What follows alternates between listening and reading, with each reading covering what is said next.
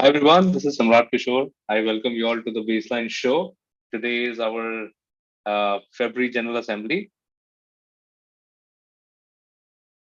and this one is going to be exciting because we have pretty interesting announcements to make. And welcome to this beautiful February episode, guys. Thank you for joining us in the live studio. We have Mark. Rimza, we have Yoa, we have Mark Haddle, Sonal, Ryan, Jack Leahy. We are all on video. There's Jack Gilchrist, Keith Salzman, and Andreas also, who are not on video right now. And Anant. So thank you all for making it today. Um, these general assemblies are a great opportunity for us to sync up on various initiatives which are going on between various working groups, and also give the community a collective update on who's working on what, where are we going, especially this one where we're going to also talk about a little bit about the roadmap. And yes, most importantly, open the floor for any questions and announcements from any community members. So yeah, interesting episode coming forward. If people are watching us for the first time, do visit baseline-protocol.org and do subscribe to our YouTube channel. We keep doing the Baseline Show every Wednesday at noontime EST. With that, I'd like to kick off today's General Assembly. So we generally start with outreach, and this show is no exception. So Mark Haddle, over to you. As far as outreach, it certainly has been an interesting time, just in the entire environments around there. And you're starting to see a lot of, projects that are really starting to kind of plateau a little bit. And a lot of that is, I think, looking at trying to tackle several different problems with different tools and different architectures, that may not, be, the best, or a lot of times it's almost like the disease is as bad as the cure, or the cure is as bad as the disease. We've been working a lot with the, fleshing out a lot of the real world application as far as what baseline can be used for, and really just how it's a lightweight solution set. It doesn't require cloning and moving a lot of data. It doesn't require that you're having to set up another collaboration infrastructure, using your existing systems and just allowing them to be synchronized. And, just that fundamental core tenet has so many ripple effects, especially when you've got so many enterprises. The average enterprise out there supports over 2,000 applications, and all of which is, throwing off data. And how do you actually, maintain control of all of that, especially when probably 80% of that data that you have is you're going to consider to be too sensitive for it to be in the hands of your counterparties. Your friendly competitors are still competitors, and especially when that involves pricing data or customer data, everyone is zealously guarding that. And so cloning and moving it really creates a security challenge. And so this is getting a lot more attention right now, which I'm encouraged with, because people are like, it's almost like the entire, blockchain world really got focused on cryptocurrencies and tokens and all that and really didn't, have as much attention on the enterprise. And I'm seeing that shift quite a bit, because right now, especially under constrained, economic headwinds, right now, anything that is going to be, helping people save time and money is always going to have the attention. So that's what we have been showcasing a lot within the outreach. Then also our research work group, Mark Rimsa over there has been doing quite a little bit about that, and he can speak a lot more to that than I can. Thank you, Mark. Thanks.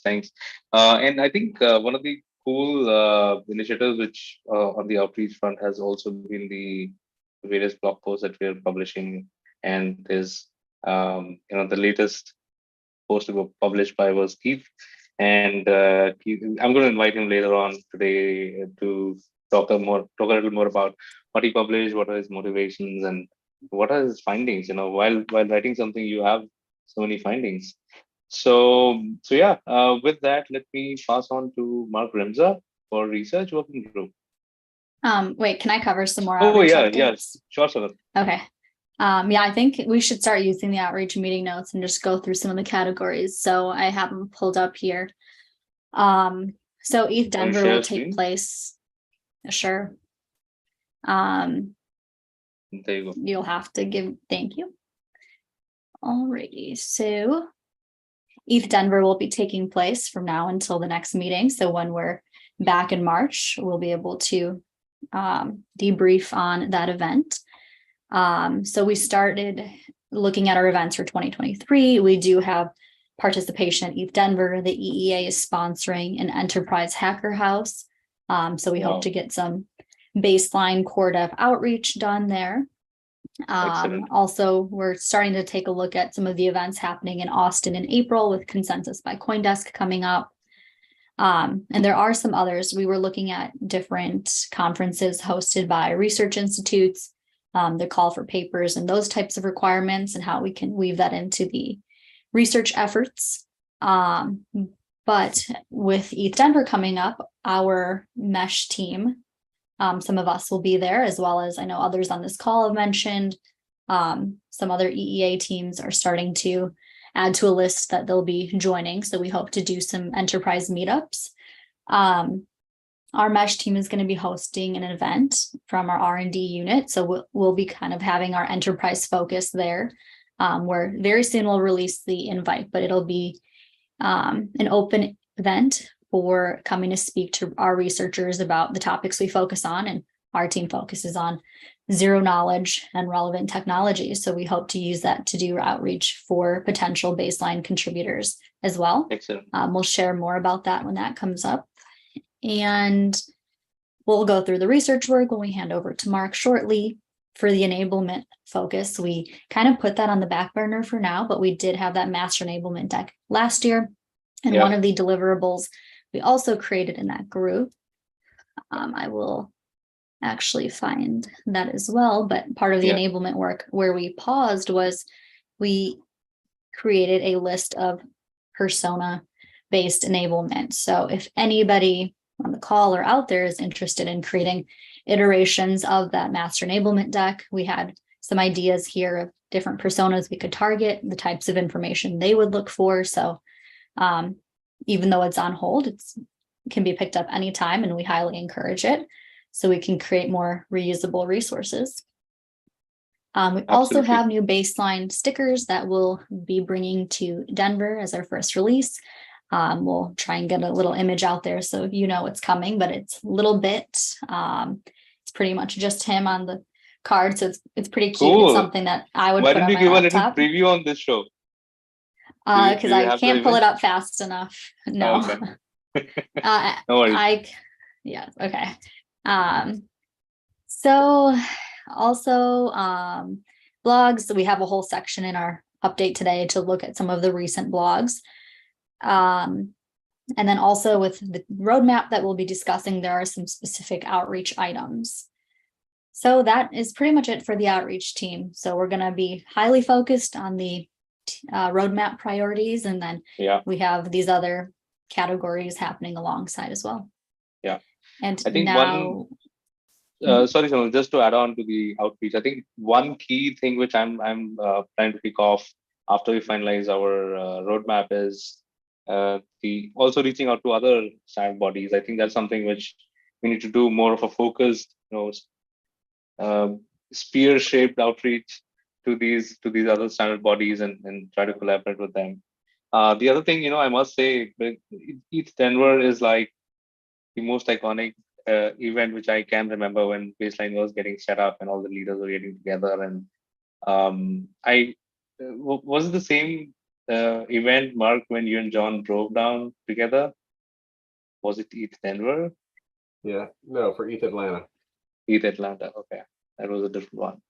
Yeah, so I think those have been two large events which these are like milestones in my head for Baseline, for getting set up and getting the right community support.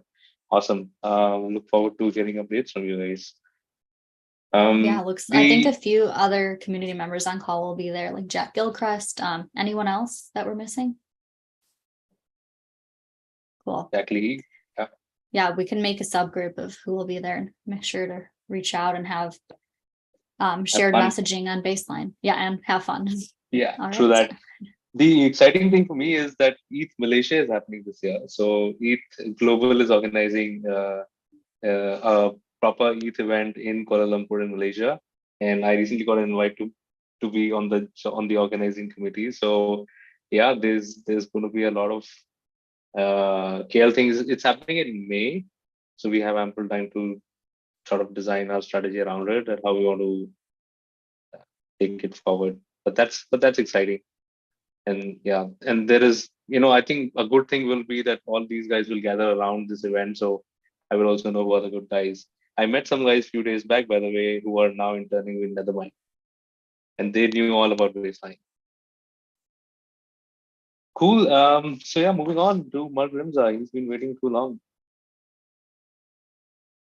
Thank you. Yeah, so Mark mentioned the research work group, sorry. And spent some time. So I think there's no better time than right now to share my screen and show some of the work that our team has been working on. Oh, that's the wrong screen. Let me go to the right one. Here it is. So if everybody remembers what the research work group was working on, we were first focusing on blip 1, which is about detailing why anchoring or zero knowledge proofs would be needed for specific steps in a business workflow. And we answered those questions in the blip 1 working group, and we started moving forward to take these international supply chain requirements that Meron and Madhu at SAP did a really great job of getting together. And what we started doing was fleshing out these requirements into a series of steps, that could be categorized into work steps or a full entire workflow, maybe in a baseline system. And what we've been doing is we've been taking these requirements and breaking them into a series of advancement predicates, a series of steps right here, which is basically a series of state transitions when someone proposes a change to state and then another person accepts a change to state. And in this case, we're breaking out these requirements across the example of an international supply chain. So all the documents that we've outlined from this diagram right here, from this swim lane diagram, they're, in this example at least, they're all a series of verifiable credentials. When state is proposed, this verifiable credential is paired with a zero knowledge proof accompanying the correctness, or rather proving the correctness of this state change proposal, which is then wrapped into a verifiable presentation, which can be sent to the next actor downstream, where they can verify the proof. They can verify the VC that they can get from the verifiable presentation, and then they can anchor that proof on chain, like we've talked about anchoring before, to basically confirm state and allow other people in this baseline system to check that proof and verify that state has been updated and that it's been updated correctly. So the reason why I'm sharing this document is because we've finished these advancement predicates. And what that means is we've been able to take this entire flow here from this swim lane diagram and break it out into these series of steps that I mentioned that explains the entire flow of this entire supply chain system and all of the things that you would need to do involving verifiable credentials, zero knowledge proofs, proof anchoring, all the real important requirements that would allow this application to work trustlessly or in a zero trust environment and operate under zero knowledge where no sensitive information is leaked.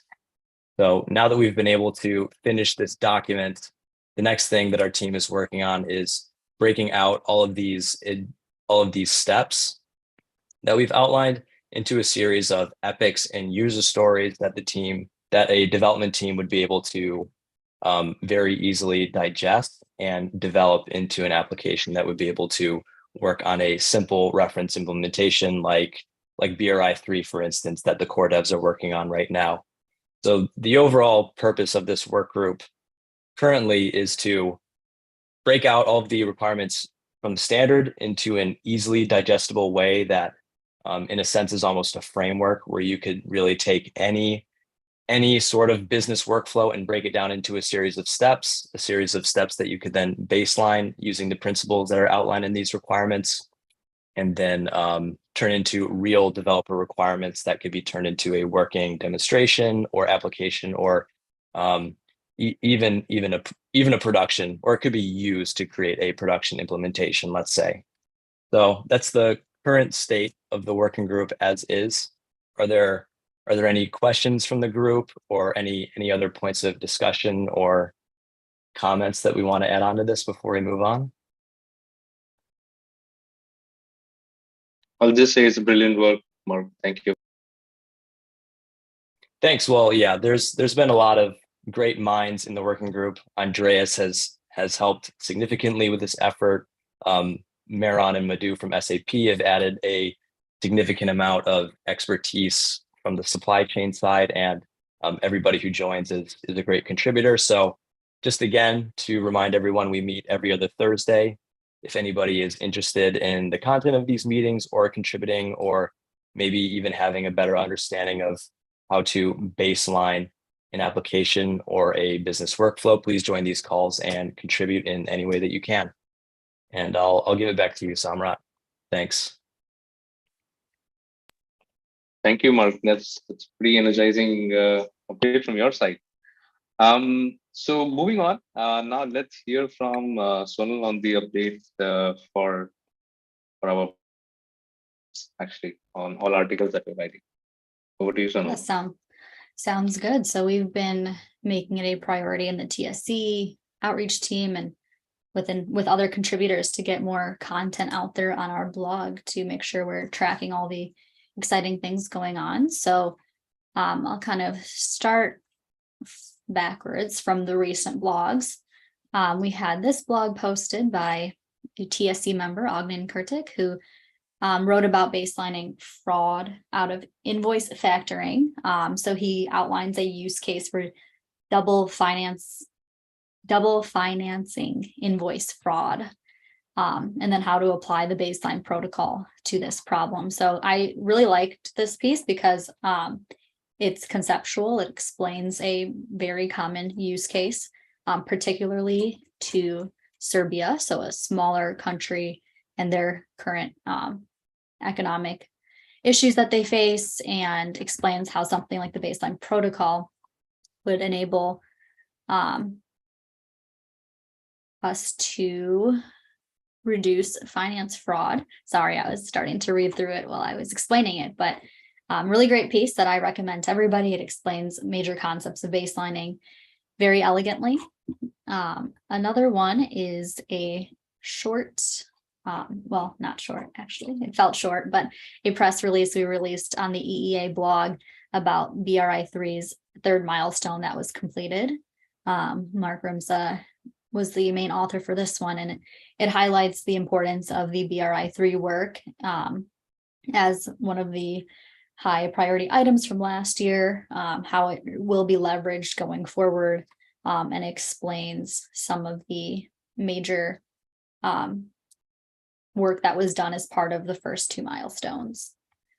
And then lastly, we just released a report through the mesh page. So something new that we also added to the website is if there are any pieces relevant to things that baseline focuses on, whether it's technologies, use cases, we can just kind of add a square here that links straight to other blogs. So let us know anytime you see something and we'll have it added here. But our mesh R&D team published this report on how to use the ZKVM for baseline. So Mark, do you want to kind of give us the brief while I scroll through it? Sure. Yeah, this is a really, really cool report. This idea right here is from the mind of Andreas Freund, and the basic point that we're trying to get across with this report is that the ZK EVM can be used for more than just scaling Ethereum. The zero knowledge Ethereum virtual machine is actually quite useful for proving any sort of logic, and they don't necessarily have to just be Ethereum transactions. The logic or transactions that could be proven through a ZK EVM could even be enterprise transactions. And what that means is currently with baseline on BRI3, this simple reference implementation is being built out in TypeScript, and maybe some of the business workflows that would be running on this BRI3 would be executed in TypeScript. And what that means is if you're proving the validity of the execution of those transactions within a baseline implementation, there are really two approaches. One would be to go the handwritten route, where you're handwriting zero knowledge circuits that prove the outputs of those transactions. The other route to go would be to take that program that's executing your logic and run it through a virtual machine, or a zero knowledge Ethereum virtual machine, where the execution of that program is proven at the bytecode level and guarantees correctness of the execution of that program. So rather than just executing TypeScript in a baseline implementation, the really exciting thing that this report details is the fact that you could actually just stick that business logic inside of Solidity contracts, and you can use the ZK EVM as the execution engine of a BPI by executing that business logic from Solidity contracts through a ZK EVM and provably or verifiably proving the proper execution of that business logic. And the proofs that are the outputs of at least one of the outputs of a ZK EVM after that execution completes, something that can be used to advance those state transitions, sort of like we talked about earlier as part of that Blip1 working group effort. So it's a very cool report. And another thing it highlights is how baseline can be altered in a sense to make it easier for adoption, right? Handwriting circuits is great, but it is certainly easier to be able to just write normal code, run it through a virtual machine, and have it automatically generate the proof for you. And the thesis here is that using a ZK EVM within a baseline protocol implementation allows for all the benefits of Ethereum without any of the drawbacks. So if you're not familiar with ZK EVM or how it could fit into baseline, or even some of the more general understanding of what ZK is really used for in a BPI, I encourage everybody to take a look at this report and reach out to the team if you have any questions on it. Yeah, and Mark, great report. And because I mentioned this on Twitter, but this is actually a very similar type of architecture that we're going for with PRVD network as a layer 3 and using a ZK EVM there. But I think you did a great job with this blog. You're really summarizing at a general level in a very agnostic way of about, what's the purpose and value of having ZK EVM there, and the idea as well of composability of ZK, right? Of rather than, like as you say, like doing bespoke circuits, being able to choose your circuit and run it through a virtual machine to get your output, and bringing in the ZK EVM there as well as part of that immutable execution, scaling wise, but also having that transaction to Ethereum is super desirable in the context of baseline. Yeah, thanks for sharing. Yeah, it's exciting stuff. Yeah. Exciting stuff. I think probably the best investment Polygon has ever made.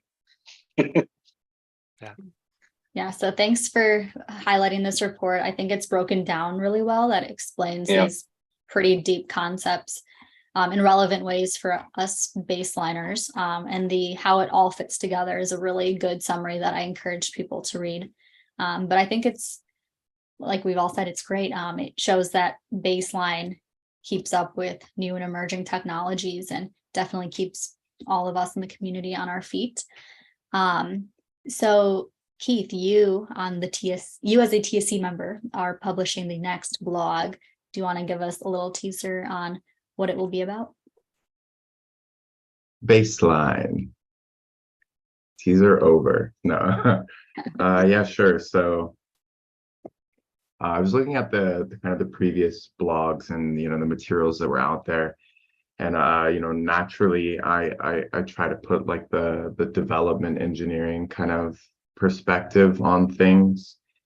Because a lot of the pieces that are put out are kind of do require you to be technically savvy, but they kind of do kind of hand wavy magic, as we love to say that phrase, when it comes to the details of them, which of course is fine for a lot of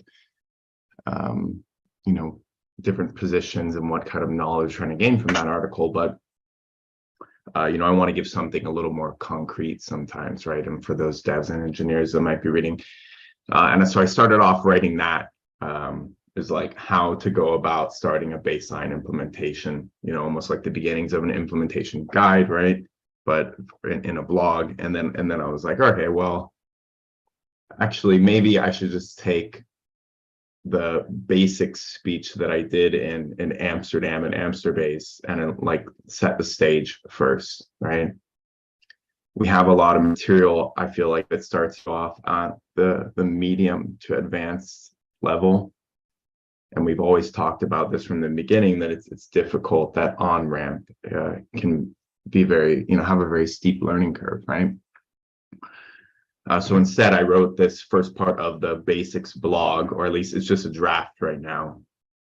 And it attempts to kind of shine a light on those parts of the implementation or the standard itself that I consider kind of like the cynosure of what the implementation is. And hopefully, by doing that and by reading through, people can build that foundational mental model and kind of bring a sense of like verisimilitude in their mind to what is a baseline protocol implementation or standard, and what does it seek to accomplish and how does it accomplish that. And yeah, so that's what the draft is out there with, among all the TSC members now, awaiting everybody's critique. And then hopefully that will be posted. Somebody help me with the date. The third Thursday of Thanksgiving. Soon. Yeah. I will Soon. work with you to get it done soon, but hopefully in the next week. But Yeah, thanks for it was supposed to be the Monday. identifying. Yes, it was. We're a little late. We'll get it going. Yeah. Thanks Yeah, for yeah, yeah. identifying a need within the baseline community for documentation. It's a great focus for a blog. Thank you so much, Keith. This is really Yeah, helpful, and I think this will serve as the go-to piece for a lot of people who are just beginning with baseline. So yeah, let's make it part of our on-ramp deck and use it to send to our friends when they ask us, what's this mad thing you're doing with baselining? And okay, so that is pretty exciting stuff, and I'm glad that we continue this streak of writing regularly. We've actually shown more published pieces than we envisaged for Jan and Feb, so that's awesome. And yeah, let's now move on to Core Devs update. Yoav, you want to go ahead? Yes, thank you, Samrat. So for Core Dev updates, the kind of main the main project at work right now, of course, is the BRI3, the simple reference implementation.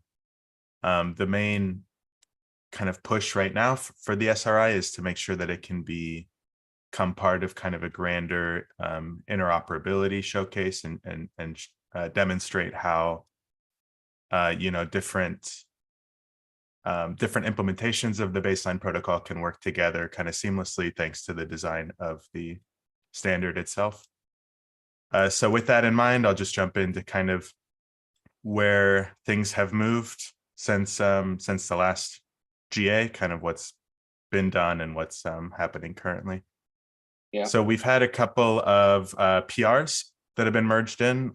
There's the NATS messaging service, RBAC, which is the role-based access control, the workgroup setup, as well as a couple missing fields issues have been pushed through and updated.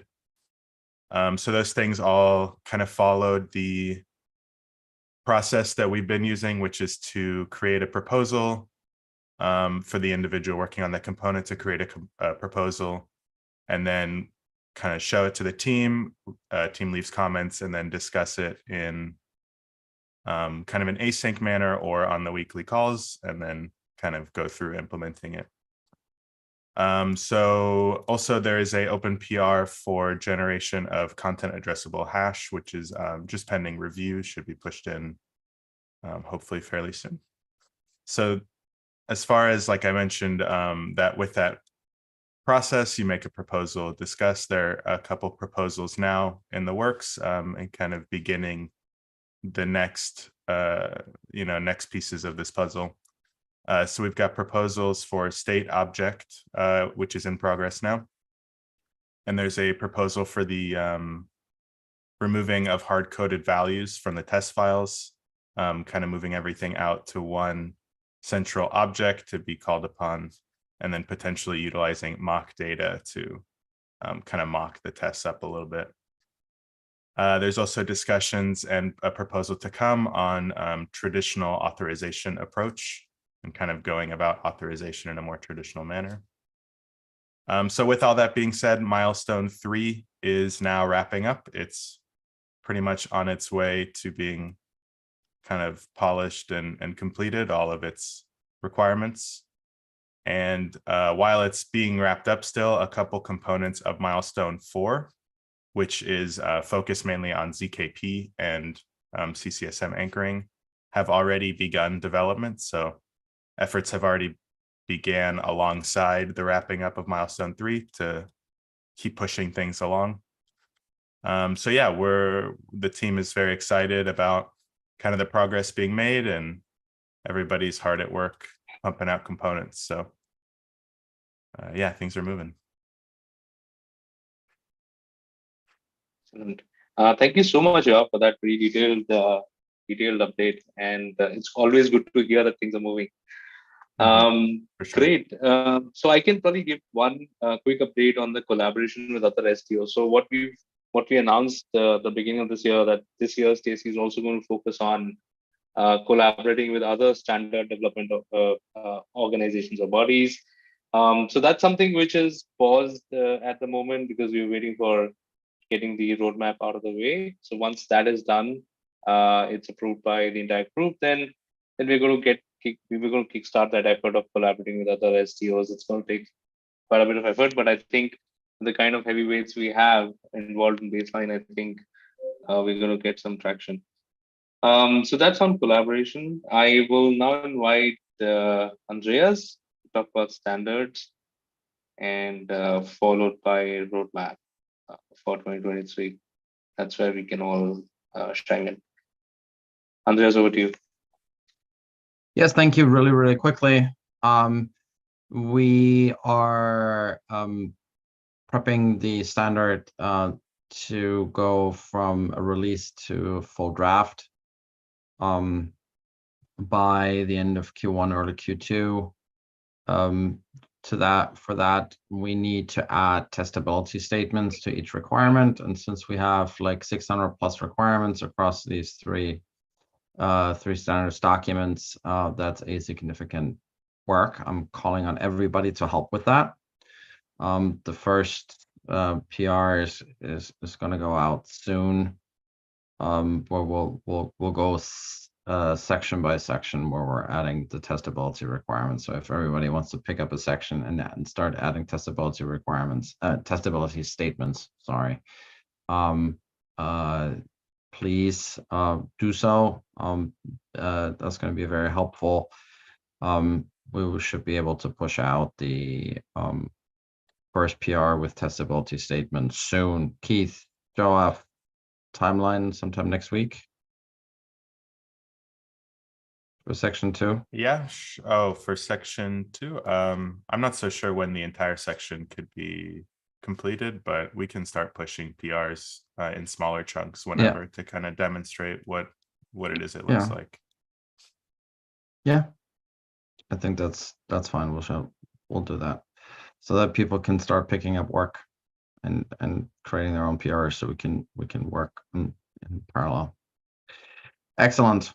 Yeah, that's it. Interrupt fast is a must, otherwise standard equals dead.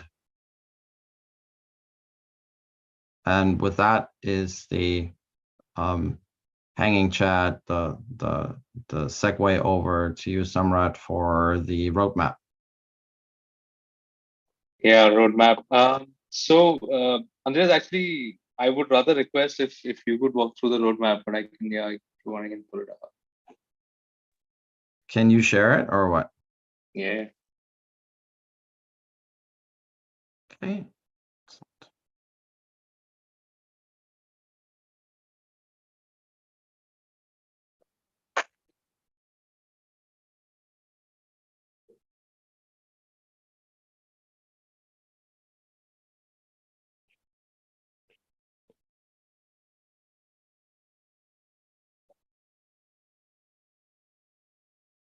You got it You want up me to or no? share screen, Samrat? Yeah, I'm sharing my screen. 1 sec. Many tabs open.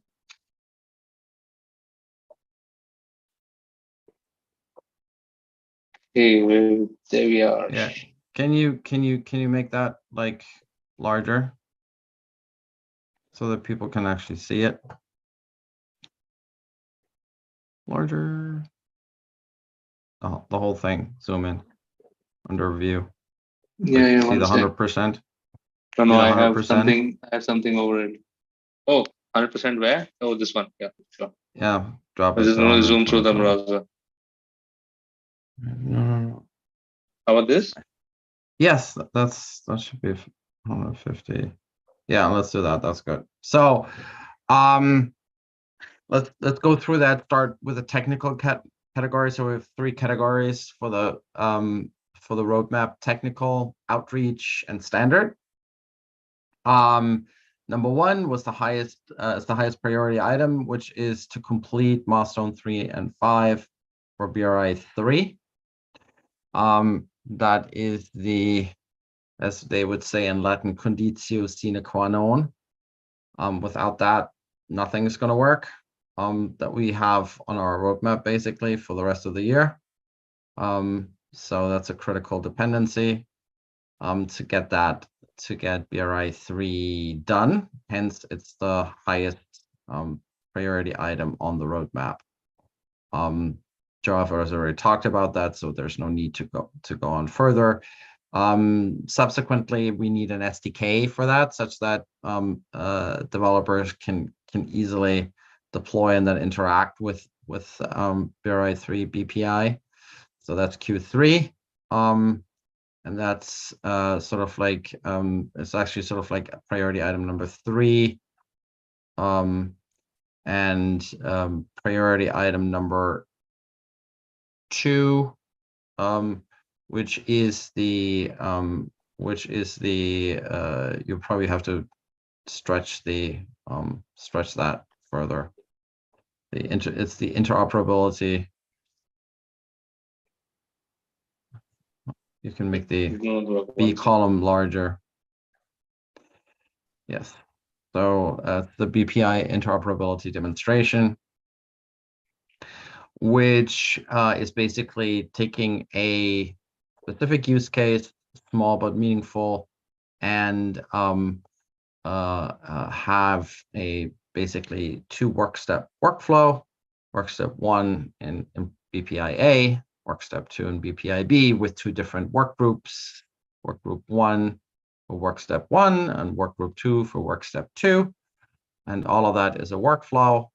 And then we will have to create a initial state that's finalized, then finalized serves as an input to work step 2, and then will be finalized there. Where currently there's a Slack channel open, public Slack channel open. If you want to participate in the discussion, the timeline looks like this, that we're going to select the use case sometime in February. Then there's an RFP that's going to go out for participation in the Interop Fest with the requirements. It's already said that each BPI participant who must bring at least one real world participant other than themselves with a target system of record to be synchronized. That is, that should happen in March and April. And then, yeah, can you just like not move? Thank you. Move the screen. So then in the next stage is to actually do the sequence of meetings and development of the implementation of the workflow. May through September, and then test interop in September, hopefully. This may shift depending on when BRI 3 is done. You know, all the steps can happen until the, you know, even regular meetings can start. So we will see. It might shift by a month or two, and then the BPI interop should be delivered October or November, General Assembly or a separate event that we're going to host. So that's the sort of like, that's the penultimate thing for the baseline community this year from a technical point of view. From an outreach point of view, this is going to be the primary event, the Interop Fest 2023.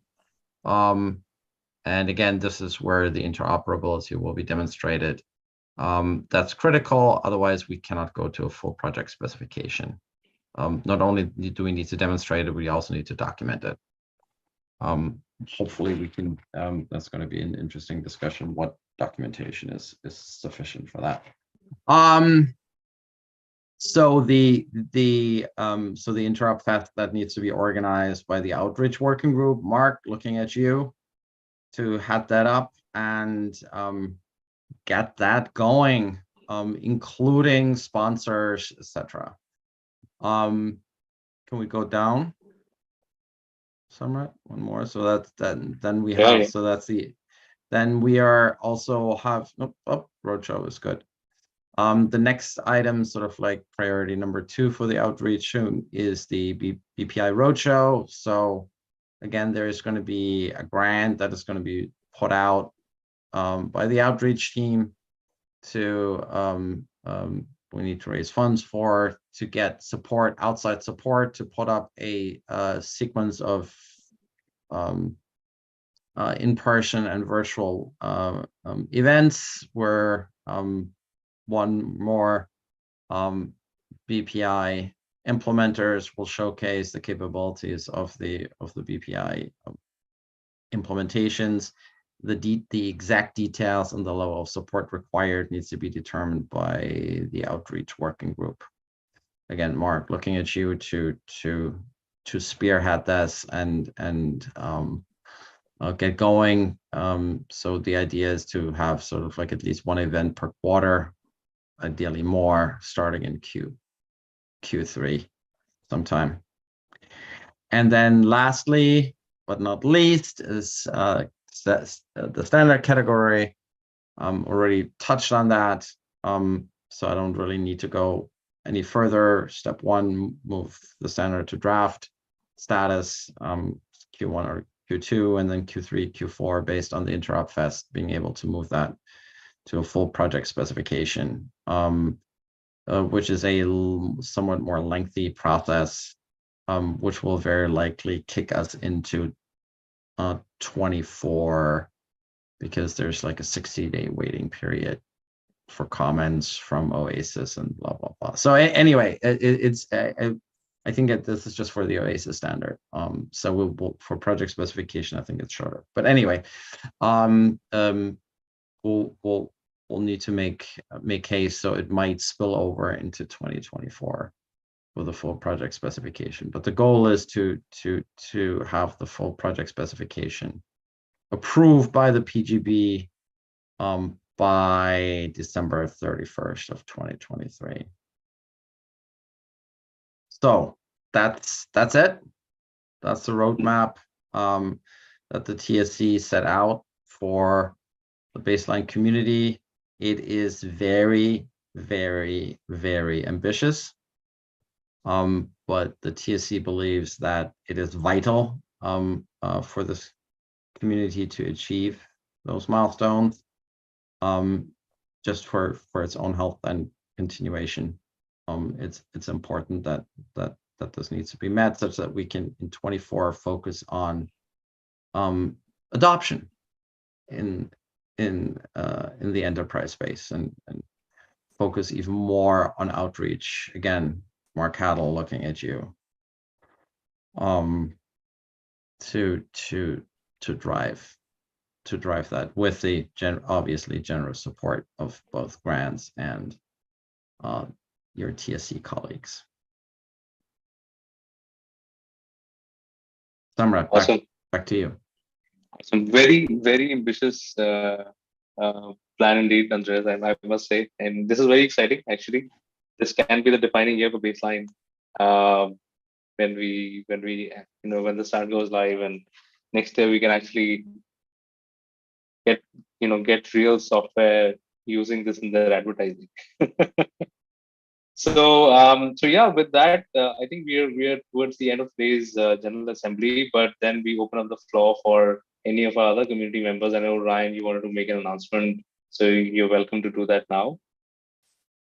Yeah, absolutely. Thank you, Samrat. And I think I have Jack Leahy from Provide here with me as well, but we're really excited to announce coming up on February 22nd at 11 Eastern. So that would be right before the baseline show that day.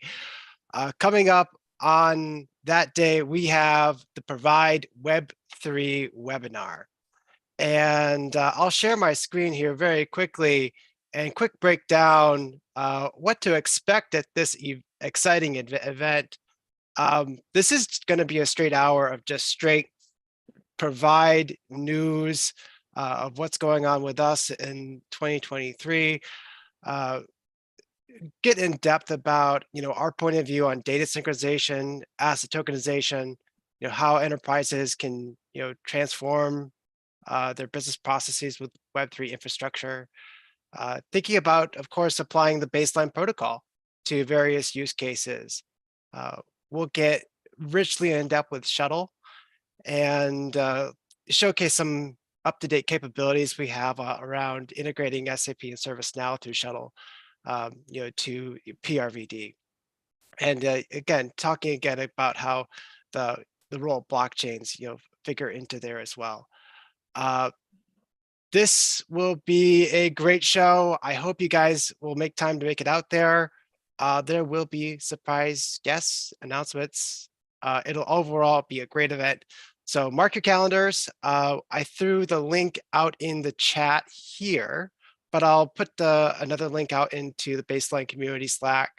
And once you check out this blog post, you'll see some links here in terms of how to sign up to join the live Zoom audience, and also there'll be a live stream on YouTube that day as well. So really exciting event. Hope you guys can be out there for our first Provide Web3 webinar this year, and we're hoping to extend it out and just have, again, it's very focused on Provide and PRVD, but we'll talk more about our whole ecosystem. That's bringing up around that, and hopefully that includes more from baseline as well. Excellent, Ryan. And I wish you the best, Jack and Ryan, both of you, for this webinar. And definitely we'll try and all make it over there. So send me the link. I will include that in the post that we make for after the show as well. Awesome. Any other? Very appreciated, Samrat. Yeah. Awesome. Jack, did you want to add anything? Just very briefly, from a Provide perspective, we continue to focus on the adoption of the baseline protocol, certainly. And there are some hopeful upcoming project sponsors of the baseline protocol that behind the scenes, Provide has been working hand in hand with for probably over a year now. So we're still seeking to drive the adoption of the baseline protocol and the utilization of it. In that webinar, we'll probably hit on some areas of which perhaps baseline protocol has been considered to be applied to, but hasn't really been a primary focus yet today. And there will be announcement in that webinar around an ecosystem of which a product ecosystem of which that we're going to be rolling out and seeking to apply the baseline protocol and the open source PRVD stack to. And we do hope that in that announcement and the applicable use case that we're focusing on there, that we can continue to drive more adoption and focus on the baseline protocol. So appreciate the time. I'm looking forward to it. Hope Thank you. anyone here can come, and we do intend to continue to have future guests on it, and we'd love to have some folks from the baseline protocol join in that as well. Awesome. Wish you the best, Jack and Ryan. Okay, so we have some time at hand. Anybody else wants to make any announcements? Anything goes? Anand, Jack, Gilchrist, what are you guys working on? Any exciting stuff coming up for you? Yeah. Here, I'll put my video on real quick. So we just released a bunch of things through BattleZips actually. We wrapped up BattleZips V2, which is in the Halo 2 proving scheme. And then we also, Ian, who's not currently on the call, but I think he might be listening in, has just wrapped up a huge series with Aztec Noir, which is another proving system which can be used to write baselining proofs. So that'll be out very soon as well. And we'll be moving on to next iterations on things. But yeah, look for us at ETH Denver if you're looking to talk baseline. Excellent. Anand, you unmuted yourself as well. Yes, Samrat. I think I'll keep my announcement for the next. For the following episodes. Awesome. Yeah, Sure. I know you don't want to jinx something. I wish you the best with that. There is a new thing which is coming up called Whale Pod in ASEAN region. Recently, some guys reached out and they said that it's on the lines of Shark Tank, but it's going to be very interesting. It's going to be Web3 focused, and they're calling it Whale Pod because they're saying these guys are going to team up always in all the deals. So not all deals, but not all the whales will team up, but most of the deals they'll team up, etc. So I think the important thing here is just letting you all know. If anybody wants to participate, reach out to me. I know the guys who are organizing it, and it's an interesting concept. They've got some initial backing from large groups in ASEAN. I can't reveal that on this live show, but if you're talking, then I will let you know. There's a whole solid proposal prepared for this. So yeah, hit me up for those kind of opportunities as well. That's it from my side. I think we had a pretty solid General Assembly for the month of February. Thank you all for making it to the live show, as well as people who are watching us on YouTube and other platforms. See you next week with a very interesting speaker from Cartesi. Cheers.